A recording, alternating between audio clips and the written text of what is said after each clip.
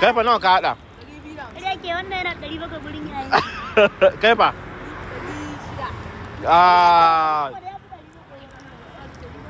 Yanzu a rana kowane rana kuna samun 800 700 1000. Ba wani yau din nan. Ai ina haduwa da irin. Amma dai ana dan samu wani abu a watan aka hada ai kaga kuna dan samun dan roughly ko da a ce dan kaman 1000 ne haka. A wata kuna samun kaman 30,000 ai. Mana to ku dirga ku gani. A'a wallahi kuna hada. Idan kuka hada abin da kuke samu a wata a kullun aka hada shi zuwa kwana 30. Amma tsakanin ka Allah kai. Kai yanzu ka hada 800. Wannan ka 100 da nawa kace? 140. Wannan 140. Ina 700. 700 kai fa? 200 kai fa? To idan kuka hada kudin nan gaba daya a wata ina ga koda a ce zai kai kaman 20,000. To amma tsakanin ku Allah ku me kuke da kudin?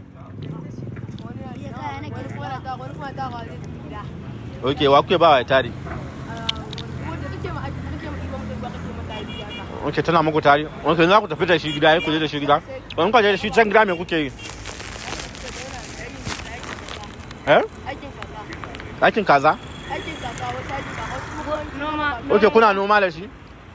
Noman gona da wani zai siya wani ko zai siya ba ka rabuwa ka yawa sai ka fara shi ka ba. Okay, na gane. Wani kuma ne da wani kuma wani kaga